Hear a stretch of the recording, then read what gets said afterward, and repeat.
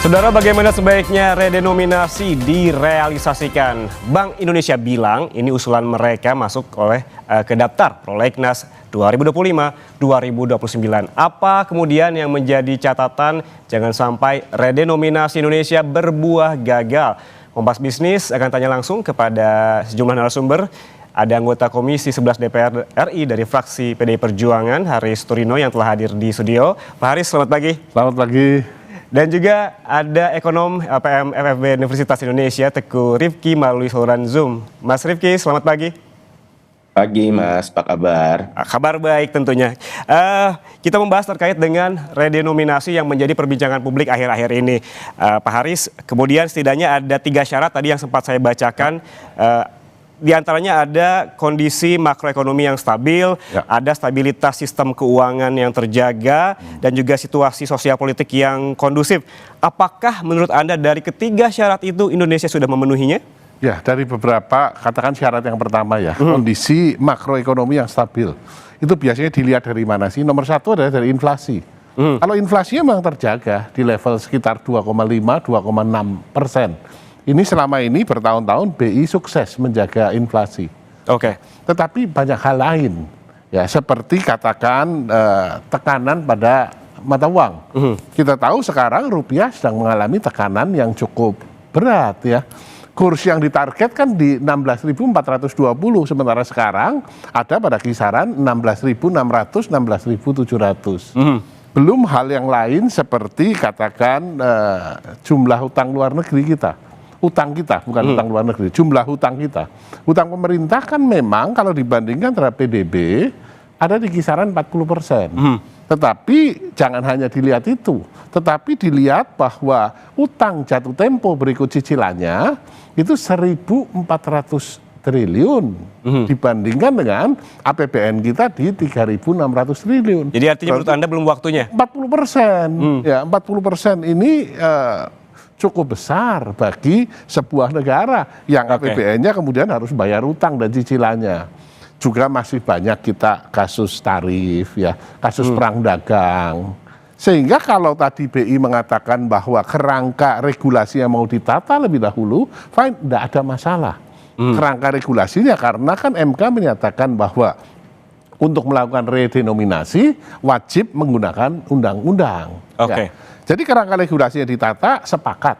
Tetapi bahwa pelaksanaannya ya nanti dulu. Tidak usah terburu-buru, prasyaratnya harus dipenuhi agar tujuannya tercapai. Kuncinya jangan terburu-buru ya Pak Haris ya. Tapi tadi yang dipaparkan terkait dengan kondisi makroekonomi yang stabil, stabilitas sistem keuangan, ini kan dua-duanya bisa dihitung karena ada angkanya. Kemudian di syarat yang ketiga soal situasi sosial politik kondusif, bagaimana ini menghitungnya? Nah, ini kan bisa dilihat dari katakan jumlah rakyat miskin, ya kan? Karena ini semakin banyak akan menimbulkan ketidakstabilan. Kalau sekarang dari angka yang dimunculkan oleh Biro Pusat Statistik, memang angkanya kan bagus ya. Tetapi realitas di lapangan kita lihat kan, PHK masih banyak terjadi di mana-mana. Dan masih ada sebagian besar masyarakat Indonesia yang memang membutuhkan bantuan pemerintah untuk bertahan hidup. Sehingga tentu ini bisa menjadi potensi terhadap ketidakstabilan sosial. Oke, saya tanya ke Mas Rifki. Tadi disebutkan jangan buru-buru. Apakah Anda sepakat dan kemudian bagaimana juga 3 syarat tadi yang sempat kita ungkapkan ataupun kita bahas sebelumnya? Ya, jadi memang kalau kita bicara redenominasi ini kan bukanlah hal yang baru ya. Wacana ini kan sudah sempat dilontarkan beberapa kali sebelumnya. Bahkan selama pandemi COVID pun juga sudah pernah diutarakan ke publik wacana redenominasi ini. Nah, memang yang perlu digarisbawahi adalah kita nggak berada pada kondisi untuk melakukan redenominasi secara urgent gitu. Jadi urgensinya ini memang nggak pernah menjadi top priority untuk redenominasi. Walaupun memang redenominasi ini memberikan beberapa benefit. Jadi ada manfaatnya juga dari melakukan redenominasi ini. Apa saja itu, Mas? Manfaatnya? Pertama adalah kemudahan untuk melakukan transaksi dan proses administrasi, sehingga kemudian ini nanti dalam pencatatan, dalam administrasi menjadi lebih sederhana. Lalu kemudian juga ini akan membuat biasanya kalau ada redenominasi itu mata uang yang besar pun juga menjadi tidak valid, yang nominalnya sangat-sangat besar. Nah, ini di beberapa negara memang terlihat berdampak positif terhadap penurunan tindak pidana pencucian uang atau money laundering. Dan ini juga memperkecil celah korupsi yang biasa menggunakan cash dengan nominal yang sangat besar. Tapi memang kalau kita lihat dari redenominasi itu sendiri, biasanya manfaatnya ini lebih ke arah psikologis, bukan ke arah fundamental. Jadi memang kalau ekonomi kita fundamentalnya sedang bagus, redenominasi pun ini nggak akan membuat lebih bagus. Begitupun saat fundamental ekonomi kita tertekan, redenominasi pun juga nggak akan membuat kondisi fundamentalnya menjadi lebih bagus. Jadi ini memang efek psikologis saja di pasar dan transaksi ekonomi masyarakat. Oke, kalau ini hanya efek psikologis, bagaimana hitung-hitungannya? Karena kan memang kita kadang kalau kita datang ke pasar gitu, ada harga-harga misalkan Rp12.200. Ini akan jadi seperti apa? Rp12.250. Ini kan harus ada pembulatan begitu. Apakah ini tidak berisiko ataupun ada pengaruh nantinya terhadap perekonomian? Iya, memang ada kemungkinan akan terjadi opportunistic rounding. Misalnya katakanlah sebuah barang itu nilainya 12.500 gitu. Instead of misalnya dibulatkan menjadi Rp12, mungkin akan dibulatkan ke atas menjadi Rp13. Jadi potensi tekanan inflasi pun akan ada. Tapi kita melihat juga kondisi inflasi kita saat ini relatif manageable. Jadi saya rasa risikonya ini pun juga relatif bisa di contain lah atau bisa di manage. Nah, tapi kalau kita berkaca ke banyak negara lain yang mata uangnya nilainya cukup besar seperti misalnya Japanese yen atau Korean won, itu pun juga mereka tidak mempush untuk melakukan redenominasi karena memang urgensinya ini selalu tidak menjadi top priority gitu, dan memang dalam pelaksanaannya ini butuh waktu yang panjang, butuh transisi, sosialisasi, dan nanti phasing out dari nilai rupiah yang ada saat ini. Dan memang sekarang banyak isu-isu yang lebih urgent, misalnya mengembalikan daya beli, lalu kemudian meningkatkan kelas menengah dan lain semacamnya, sehingga dalam konstelasi seluruh permasalahan ekonomi saat ini memang redenominasi tidak memiliki urgensi yang sangat tinggi. Tidak memiliki urgensi yang sangat tinggi. Ya. Anda sepakat dengan itu, Pak Haris? Sepakat sekali. Tadi kan dipaparkan ya bahwa ada 3 tujuan. Yang pertama efisiensi, jelas efisiensi, jumlah kertas lebih sedikit, jumlah kalkulator ya. Kalkulator di Indonesia itu kalkulator 12 digit. Kalkulator 9 digit itu enggak laku di Indonesia.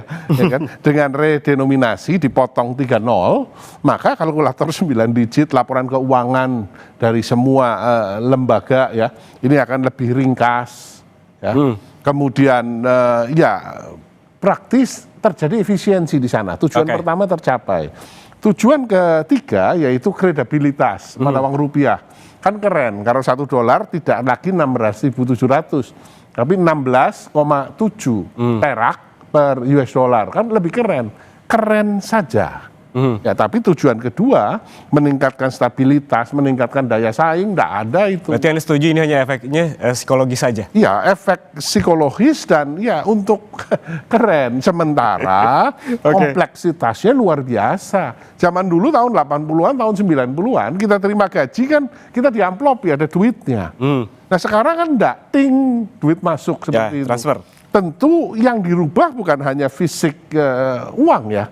Tetapi juga sistem pencatatan di perbankan, ya, yang simpel aja kartu tol, yang isinya sudah 1,5 juta katakan, ya kan, ini kan tinggal 1.500, ya, demikian pula kris, demikian pula transaksi dikatakan di marketplace, demikian pula kris, demikian pula katakan harga saham, belum lagi kripto yang patokannya mata uang rupiah, belum lagi mata uang virtual lainnya, kompleksitasnya besar sekali. Oke, banyak sekali angkanya di belakang apabila kita lihat saham dan juga yang kripto, harus dirubah dalam waktu yang serempak ketika diputuskan kan, dan ini akan mempengaruhi menimbulkan kompleksitas yang besar sekali. Kalau gagal mengelola ini, akibatnya seperti yang dilakukan Argentina gagal, seperti yang dilakukan Zimbabwe gagal. Ini kan kita tidak mau seperti itu. Sementara sasarannya, tujuan yang ingin dicapai hanya efisiensi dan katakan keren. Kalau keluar negeri nih, kurs kita 16,7, bukan 16.700. Nah, tetapi apakah itu meningkatkan yang lain? Tidak. agar tidak terjadi seperti Zimbabwe, Mas Rifki, apa yang perlu diantisipasi sebetulnya? Iya, ini yang perlu diantisipasi adalah pertama kredibilitas. Seberapa serius pemerintah melakukan redenominasi ini? Karena selain di planningnya yang nanti akan super kompleks, implementasinya pun akan super kompleks. Nah ini komitmennya harus 100%. Jadi nanti pemerintah juga perlu menyiapkan planning bagaimana memphase out. Lalu bagaimana membuat semua uang yang sudah ada saat ini menjadi invalid dan proses transisinya seperti apa.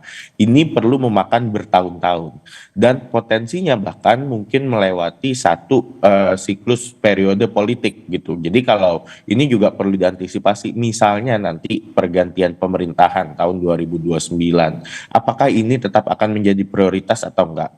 Karena kalau prioritasnya berubah, ini akan gagal. Seperti yang dilakukan misalnya di Brazil atau Zimbabwe, atau pernah Turki beberapa kali pun tidak selalu sukses. Ini karena komitmennya tidak 100%. Jadi memang urgensinya tidak terlalu tinggi, tapi saat implementasi kemudian ini perlu effort dan skala yang cukup besar. Nah ini perlu dipastikan bisa terjamin sampai nanti phasing out dari rupiah baru atau redenominasi baru ini betul-betul selesai 100%. Oke, Mas Rifki, apakah negara kita ini perlu belajar kepada mereka negara-negara yang sudah berhasil, termasuk yang gagal begitu, agar nantinya tidak sampai ada lonjakan inflasi? Tentu, jadi memang makanya ini sudah banyak kasus yang berhasil, banyak kasus yang gagal. Kasus yang gagal ini beberapa negara, misalnya Brazil, Argentina, Turki pun juga pernah gagal. Tapi juga beberapa negara yang berhasil itu seperti ada Hungaria, Latvia, negara-negara yang yang mau join European Union itu mereka berhasil untuk kemudian melakukan redenominasi. Di semua episode tersebut nggak ada yang periodenya sebentar. Ini komitmen yang cukup panjang dan memang membutuhkan dari tahap planning hingga implementasi itu kompleksitasnya sangat tinggi. Nah ini banyak sekali yang bisa dipelajari dan mungkin kita juga bisa mengukur dari sini. Kita siap nggak? Kita mampu nggak untuk melakukan komitmen redenominasi skala besar tersebut? Oke, Pak Haris, apa saja yang perlu dipelajari dari negara-negara baik yang sudah berhasil maupun yang gagal begitu? Tadi disebutkan risikonya ada lonjakan inflasi. Poin-poin penting apa yang perlu negara kita ambil dari negara-negara yang sudah berhasil dan gagal agar terjadi hal tersebut? Ya, prasyarat awalnya harus terpenuhi dulu. Tadi katakan kestabilan sistem keuangan, kemudian kondisi moneter yang juga stabil, dan kondisi sosial ekonomi yang stabil. Tanpa ada kestabilan ini, belajar hanya menambah ilmu dan ini tidak pas kalau dilaksanakan di Indonesia dengan terburu-buru. Kita tahu prioritas Presiden Prabowo kan pertumbuhan ekonomi 8%. Ya itu dulu kita capai lah. Arahnya adalah seluruh kekuatan bangsa diarahkan untuk mencapai ke pertumbuhan ekonomi yang cukup tinggi agar kita tidak terjebak ke middle income trap. Ya kalau yang ini rasanya perlu waktu dan tidak ada urgensinya untuk dilaksanakan dalam waktu Artinya yang perlu dilakukan yang urgen-urgen dulu lah. Yang urgen dulu saja. Jangan dulu ya gitu. Kan? Iya, makan bergizi harus sukses ya kan, sekolah prioritas dulu ya. Seterusnya ya. Nah tadi kalau Mas Rifki sudah memberikan pandangannya terkait benefit begitu. Ya. Dari pandangan Pak Haris, sebetulnya apa benefitnya jika memang hal ini direalisasikan? Tadi ringkas, mata uang kita jadi ringkas, jadi keren, katakan $1 16.700 jadi 16,7. Hanya keren saja, padahal kredibilitas satu mata uang bukan ditentukan dari berapa banyak atau sedikitnya nol, tetapi ditentukan dari apakah otoritas moneter mampu menjaga kestabilan pada kisaran 16,7 misalkan. Ini jauh lebih penting dibandingkan hanya menghilangkan nol saja.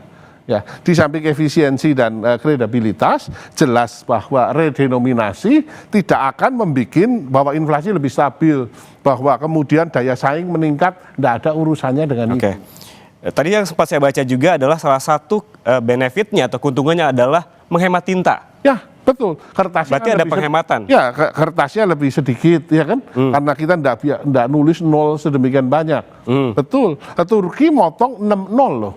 Ya, dan di Zimbabwe motong 0 juga banyak sekali. Nah, tentu kalau nolnya terlalu banyak ribet ya, sehingga efisiensi tercapai betul. Ya, akan tercapai, tetapi untuk mencapai ke sana dalam jangka pendek terjadi satu kompleksitas yang luar biasa yang menimbulkan biaya yang tidak kecil. Bukan hanya mencetak duit.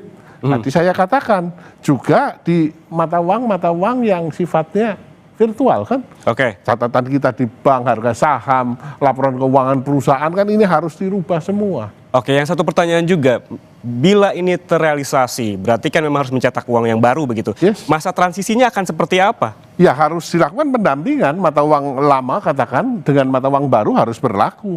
Misalkan yang baru dimunculinya angka 100.000 itu 100,000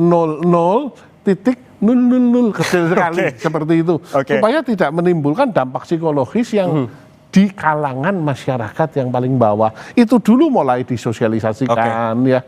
Kemudian baru munculkan mata uang yang baru yang benar-benar 100.000 ditulis 100 rupiah. Oke, Mas Rify, kalau dari Anda, kalau belajar dari negara-negara yang sudah berhasil begitu, masa transisinya seperti apa? Dari tadinya ada 0, misalkan 3 bahkan lebih begitu jadi dipangkas? Iya, sebetulnya yang perlu dilakukan sosialisasinya adalah pertama itu di kelompok masyarakat atau golongan usaha yang sangat menggunakan cash ya. Jadi misalnya di UMKM, lalu usaha kecil, transaksi harian, itu yang paling banyak menggunakan cash.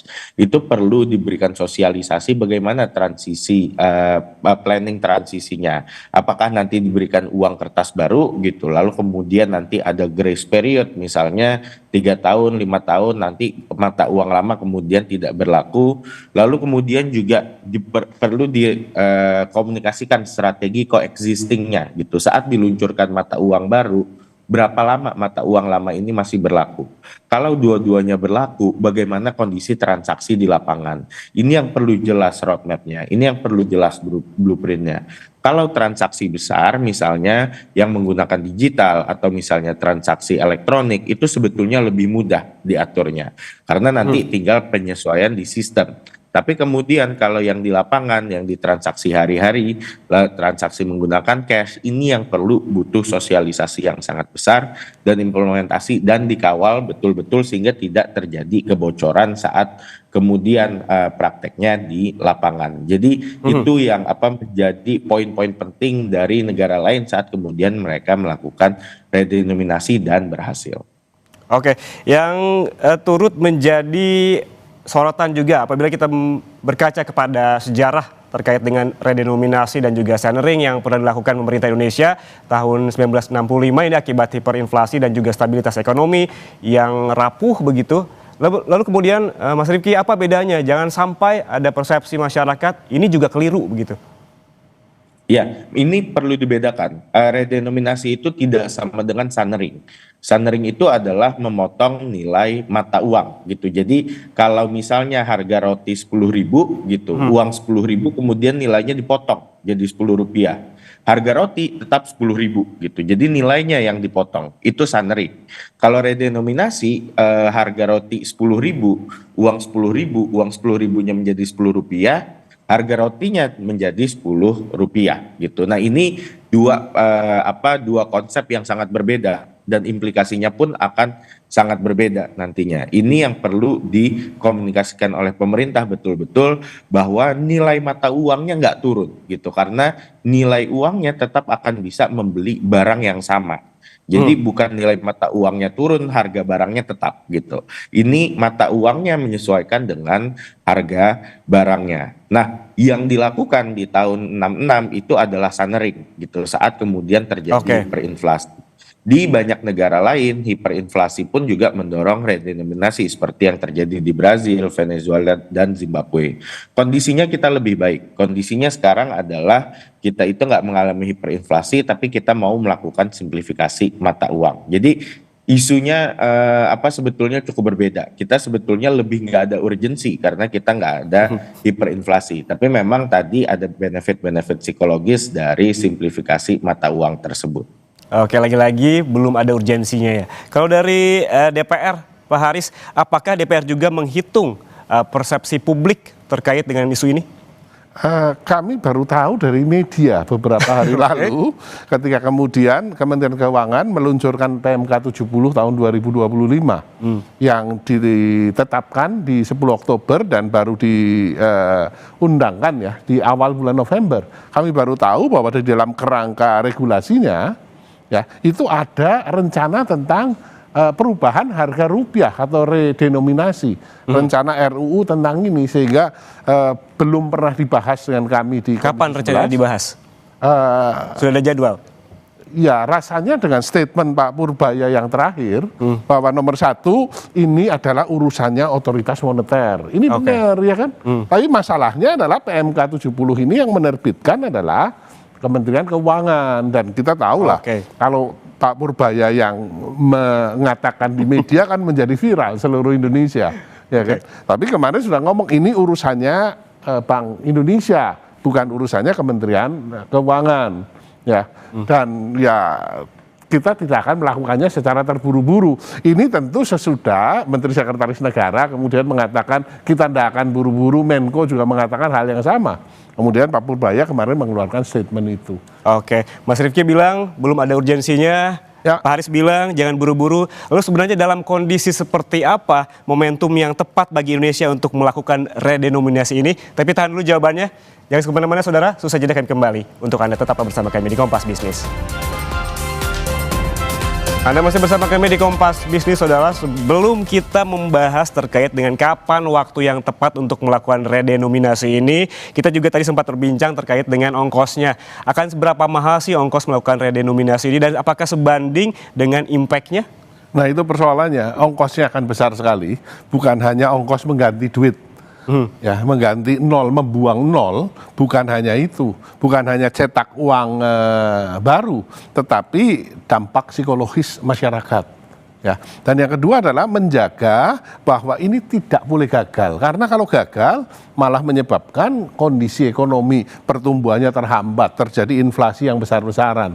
Kita biasa main di angka ribuan dan jutaan. Satu contoh harga beras 13.200 sekarang. Ya, kalau kemudian dilakukan redenominasi, maka harga beras menjadi 13 perak 20 sen.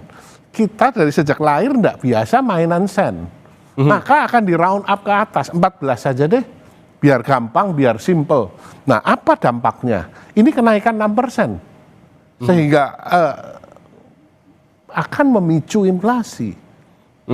Nah, ini yang kudu dijagain, belum lagi kompleksitas. Menurut saya tadi di masyarakat UKM dalam bentuk uang yang baru ya, kemudian di sistem back end-nya juga ini akan butuh biaya yang cukup besar untuk melakukan sinkronisasi dalam waktu yang sangat singkat. Sementara benefitnya tidak terlalu besar.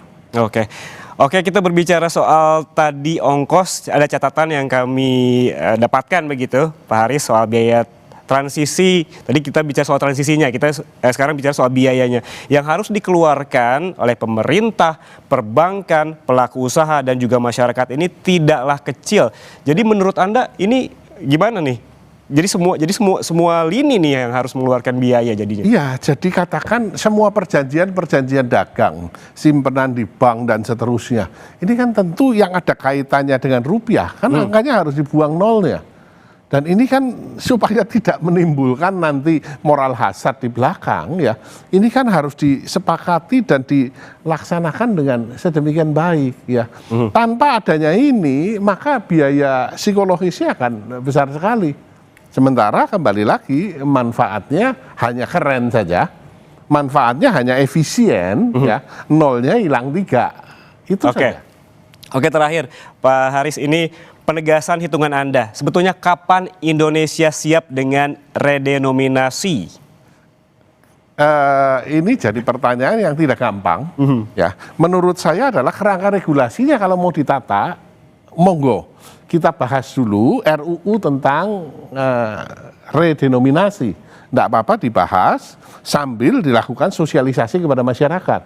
Sambil secara perlahan kita sudah mulai ngajarkan kepada masyarakat, ya, dengan tadi di resto katakan harga 20.000, 20K dan seterusnya. Mulai disosialisasikan pelan-pelan, kemudian mata uang juga sudah mulai digeser pelan-pelan, 50.000, 50, titiknya diganti koma, 000 kecil, ya, secara bertahap. Nah, setelah memang kondisi prakondisinya siap, oke, kita jalankan. Ada kondisi, ada prakondisi yang sebetulnya yang perlu dipikirkan untuk kesiapan terkait dengan pengaplikasian redenominasi. Ya, jangan sampai redenominasi ini akan mengganggu stabilitas pemerintahan Pak Prabowo. Terima kasih Pak Haris atas waktunya bersama kami di studio Kompas TV, dan sebelumnya tadi melalui saluran Zoom sudah ada ekonom LPM FEB Universitas Indonesia Teguh Rifki. Terima kasih sekali lagi atas waktunya bersama kami